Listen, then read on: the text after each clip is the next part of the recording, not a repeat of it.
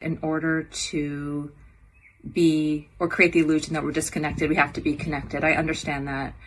But every time I try to connect to myself, or if I'm in a meditation and I'm about to get a vision or something's about to happen, it literally just goes black. And then it's like a natural reflex, and my heart stops, and it's like all this fear comes up, but I don't even have time to think. It's literally like a natural reflex.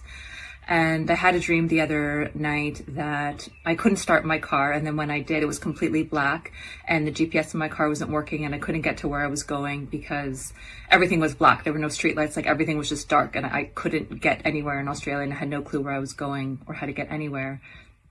And ironically, in this physical reality, the GPS in my car actually did break. So I'm just there, that cannot be coincidental. So I just feel like I'm not connecting to, like, I don't have a direct connection to my soul, if that makes, I know that doesn't really make sense, but like something is, it's like almost like there's a wire or something. And I know that's an illusion, but maybe I have some belief that's stopping me from that. Like, I don't know. And I'm wondering if you could please shed some light onto exactly what is going on with that, and why every time I'm about to connect or have a vision, it just, without even thinking, it just kind of goes black and blank, and GPS in my car broke, and then just with my dream. So I would really, really, really appreciate some feedback, and thank you. You may have to learn to navigate in the concept of the void. You may be having too much insistence on what you think the outcome of your focus should be. It may be a lesson for you to let go of all expectation and insistence and learn to allow your life to simply unfold in an automatic way, because you are always where you need to be, and you don't need a GPS system to tell you that. Hello, Bashar. Good day, good day. I'm Erin from Germany. How are you today? I am perfect, and you? I'm fine, thank you. I'm very excited to meet you today. All right. Please proceed however you wish. I actually don't have that many questions. I do have a few observations that I would like to run by you and hear your perspective of. All right, by all means. The first one that I would like to discuss is the idea of simplicity. Yes.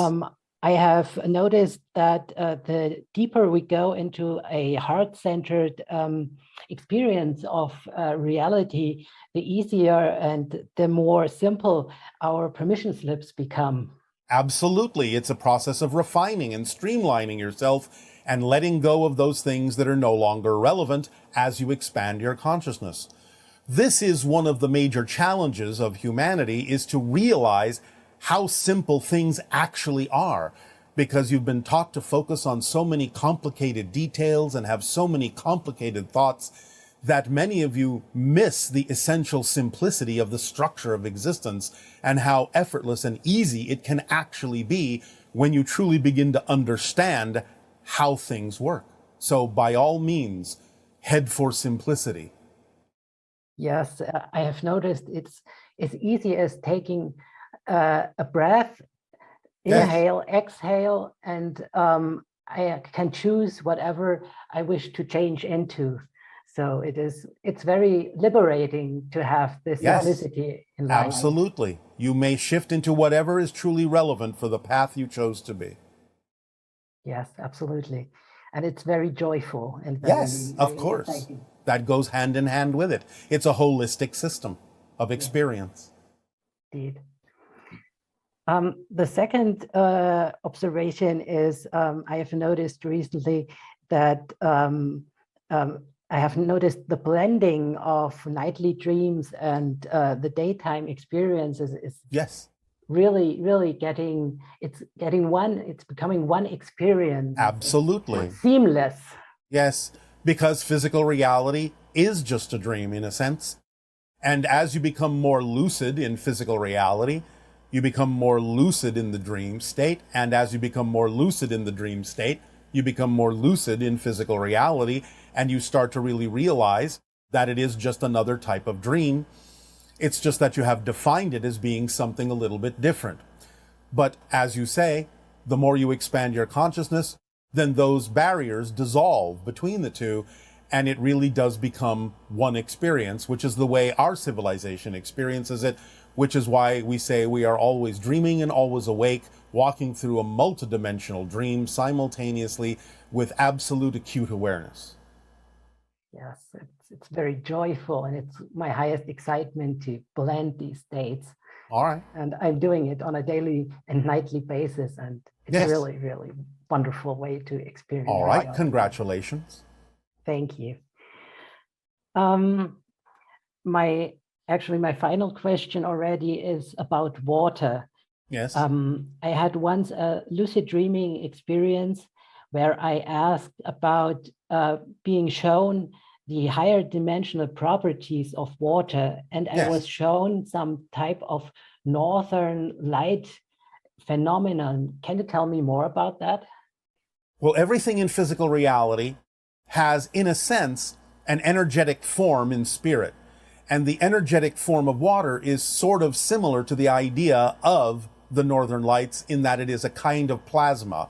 It is a kind of electromagnetic energy that exhibits many of the similar properties, but is not as solid. So, in a sense, what you're perceiving in that particular dream state is the etheric blueprint of water before it crystallizes into physical materiality. Oh, how beautiful. It was really, really fun to watch the colors and to the shapes moving and flowing into each other. Yes, it was beautiful. You are given a glimpse of all of the higher energy attributes of water, in that its fluidity can take many different kinds of forms. Even as it may crystallize into physical materiality, it is still quite malleable and can be imprinted upon by certain energies to retain certain qualities that can be quite effective in a variety of ways. That's interesting. Will that do, or is there something else? With water also, I have heard someone say that water is a foreign substance to Earth. It's not naturally occurring on Earth. Well, what they're actually talking about is the idea that most of the water on Earth comes from outer space. In other words, it was delivered by comets. So, in a sense, really, if you stop and think about the timing of the history of the universe that you recognize, the idea is that anything and everything, in a sense, at this point, is foreign. Nothing is original. Everything is spread through the cosmos. Even the idea of DNA comes from other places, because the universe has existed for billions of years. And the idea is that even though your scientists don't know this yet, different materials can actually even shift from one parallel reality to another through portals and doorways and wormholes and so on and so forth. So things have been spreading throughout the cosmos for a long, long time, as you know time to exist. And therefore, in that sense, even though it might create new combinations of things, all of the elements are not original to anywhere at this point. I see. Very exciting. Thank you, Bashar. You are welcome. I have no more questions at this point. I thank you very much for this communication and wish you a wonderful, exciting day. And you as well. Thank you. Hello, Bashar. I remember that in 2012 you stated that we were going to have more positive beliefs than negative ones for the first time in a very long time, collectively. You also recently stated that the decision to have the COVID-19 pandemic was in 2012, even if it manifested in 2020. Is there any relation between these two events? Thank you. Yes, because it shows you how out of balance you are with nature, and therefore it gives you the opportunity to rebalance it. And that's a positive use of the experience that you're having now. Hello. Andrew, good day. Good day, Bashar. So it's my pleasure and my passion to talk to you today. As it is ours to talk to you as well. Absolutely. So I have a few questions, some metrics, basics, and something that I'd really like to get into with you. Yes. So some metrics right now is how high is the ship? How many beings are listening and from how many civilization, and when is the window of open contact? The window of open contact hasn't really shifted. It is between 2023 and about 2033 or 40, generally speaking. This doesn't mean that everything happens all at once. It's still a process. It will start slowly, but it will expand during that window until about 2050, when there will be absolute open conscious contact with other civilizations. My ship is about 2,500 miles above Bell Rock in your Sedona area. At this particular moment, there are 147,000 beings listening to this particular moment of our transmission. Thank you so much. So I've been listening to your stuff for a while, and I've had in my imagination and in my dream state and almost dream state, different encounters. So I'd like to know if you can tell me more about my counterparts in maybe Esasani, the Yayel, or anybody that I'm vibrationally close to that I can make contact with. Well, again, you have made contact with a few counterparts here and there in your encounters, as you say. These things are mostly determined by the timing of your energy and the timing of the path that you chose. You are part of the hybridization agenda, which means you do have counterparts in various hybrid civilizations that help you play out the idea of your participation in the hybridization agenda. But I can't be more specific than that unless you open the door to a more specific question. Okay. So when I was a child, I remember I was walking with my mom, my sister, and my mom's sister, and we're walking in a very rural place. Yes. And I was very young, and I seem to remember maybe there was a gray walking with us. Yes, taking you to the ship. I don't know, well, I thought we were going to my mom's hometown. Yes, I know you thought that. Okay. But that is the kind of thing that is done so that you won't necessarily be afraid. Okay. So then another cool experience I just had was when you told us about the docking ship above us. I closed my eyes and I could see different beings there. Yes. And then I opened them and I was in my room and I was like, okay, yeah, this is happening. And I closed them and I was in my imagination on the ship again.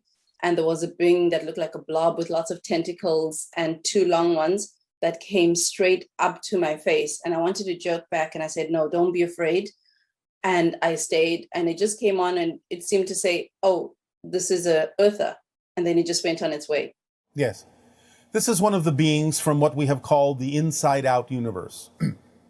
They are generally in the shape of a sphere, although by being in a gravity environment, they may lose that shape a little bit.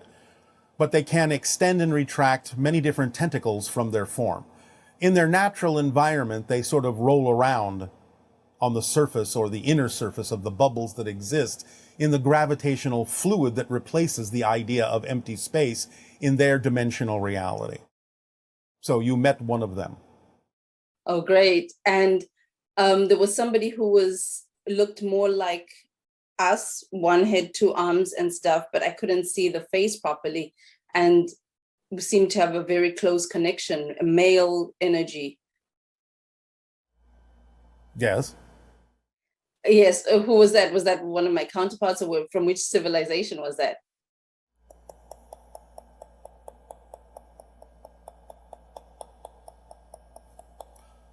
We're not supposed to say anything about that yet.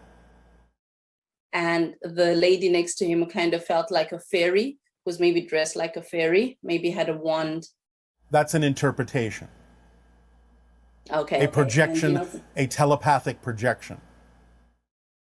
Okay. So when you say you're not supposed to say, and I've heard you on different occasions saying this, Yes. as we become conscious creators, can you please be more specific about who says you're not supposed to say or why you're not supposed to say? I found it really helpful when I've heard you say to others you're mid-process or something like that. Yes, well, that's usually the reason. And or it's simply not our job. Sometimes this information comes from your own higher mind. Sometimes it comes from the beings themselves that you may be referring to that are going, shh, it's not time yet. Okay, and in this specific instance? Shh, it's not time yet. Okay, so on that note, so you've told us that the ship is there and I've been there non-physically. If we were going to dock with that ship, what are the exact instructions that would need, like the type of ship from Earth and all those other things, and how we would actually dock with that so we can maybe start building that? Start building it? Well, building a ship to dock with that space station. Well, that will come in time, but the idea really is that you don't necessarily have to do that much if you've arrived at the point where you can build a ship that will dock with it. They would help you dock. Okay. So the fact that I'm thinking of building a ship means we are a bit further from that, or we Yes. taking this too literal?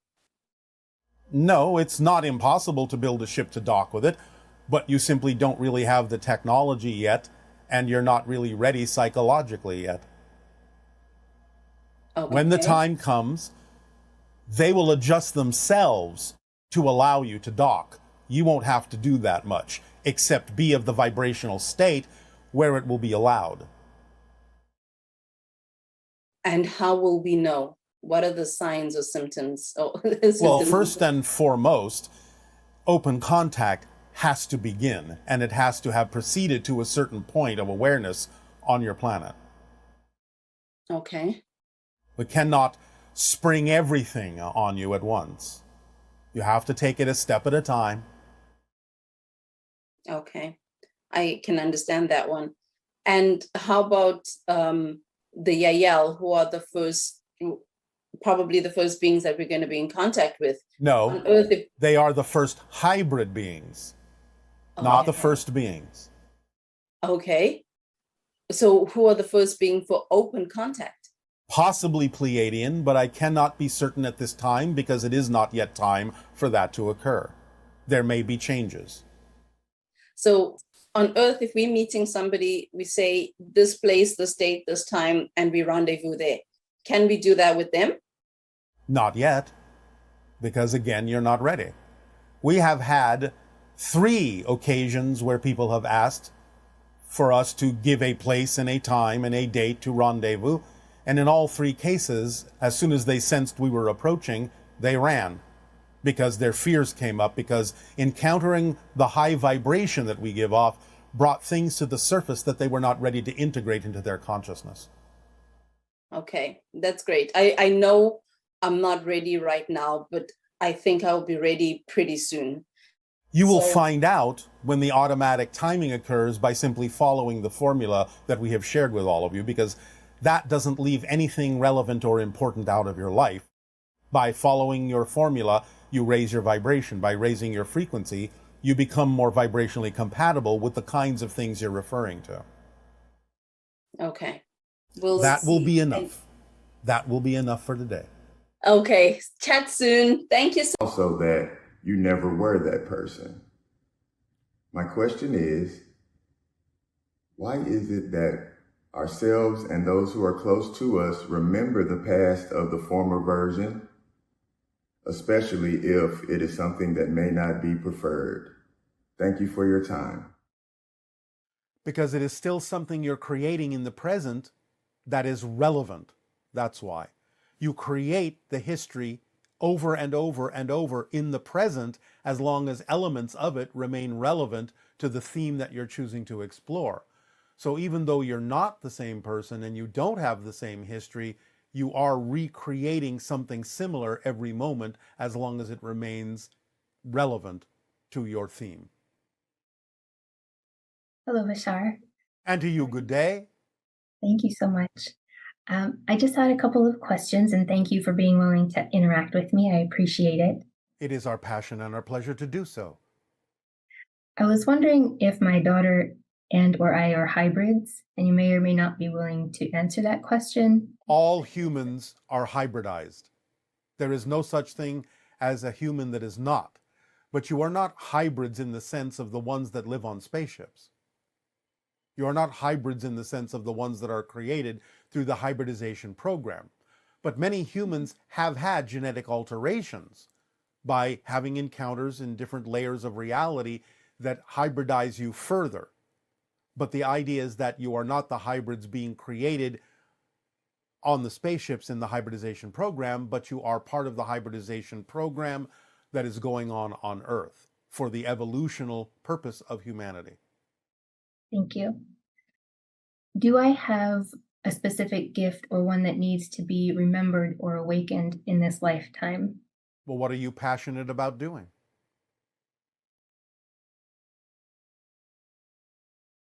I don't know. This seems to be a very... All right. Remember that when we ask you what you're passionate about, it doesn't have to be a life-spanning career or a large-scale project. We assume right now that you are having this conversation with us because this was the most exciting choice you could make at this particular moment. Yes or no? Yes. Well, that's all you have to do. When this conversation is over, look at all the regular options available to you, the ordinary options, and just pick the one that has even just a little bit more attractiveness, more curiosity, more excitement, more passion in it than any other, even just by a little bit, and act on that first. Take it as far as you can till you can take it no further. When the excitement naturally wanes and you make sure you're not the one dampening the excitement, then you look for the next thing that contains more excitement than anything else and act on it next. And you just keep doing that. Then it will usually snowball into bigger and bigger opportunities to act on your excitement. And then you will be following the formula and being of service to humanity in that way. Does that make sense? Do you understand? Yes. Thank you. So it's not a big mystery. It's not difficult to do. Just do it a step at a time. Keep it simple. And it will build and bring you, through synchronicity, more opportunities to act on your excitement, possibly in bigger and bigger ways. Yes? Yes, sir. Thank you. That's how it works. So does that remove the mystery? Does that remove any confusion? Yes. All right. Is that something that you believe you can do? Yes, sir. Oh, sir. So formal. Sorry, it's a habit. All right, ma'am. In this lifetime or in my dreams, I've interacted with several different types of beings, and I'm wondering why there are so many different forms. I feel like some people have just one that they focus in on, be they past souls or something like that. Am I meant to interact with a particular type, or am I just... You all have many different guides and many different connections. Sometimes one will be predominant, but at other times others will take turns based on the reason why they're connecting to you, the reason why they're helping you, whatever your connection may be with them, and of course based on their skill set as well, because different guides have different skills, different reasons for assisting you. So it just depends on what's going on at any given moment in your life as to who you may attract to be of assistance to you, be it an extraterrestrial being, an extra dimensional being, a spirit guide, a member of your soul family, a parallel reality version of yourself that is aware of how to connect with you in this way. It can shift and change dynamically all the time. Some people will maintain a connection to maybe one specific version of a guide, but that doesn't mean it's always the case. Thank you. And one of those was, maybe it sounds odd, maybe it doesn't, was a mechanical spider. It sounds very strange, but it was above my face while I was sleeping, and I awoke feeling it right above my face at two different points in my life. And it was one entity being thing that actually created a lot of fear in me because I was not expecting it to be there, and I didn't know if it felt real in the moment. But I realized you said that when we're sleeping, we're awake, and we're awake, we're sleeping, essentially. So I'm just wondering if you know the purpose of why it presented itself to me. Well, it is a projection of consciousness that took the form that you say gave you an opportunity to experience fear within you. So it allowed you to practice transforming that fear. Got it. It gave you an opportunity to do so. Because I find that now I don't have fear when I come across any of the different entities when I'm sleeping or astral projecting or whatever it is. All right. Well, there you go. Curiosity. Yes. Well, it gave you an opportunity through a representation of what you would have a fear reaction for to exercise your ability to transform that fear and let it go. Okay, well, that's simple enough. And those are all the questions that I had. All right. Well, we thank you for the co-creation of this interaction this day of your time. Our unconditional love to you. Aveo. Thank you. Aveo.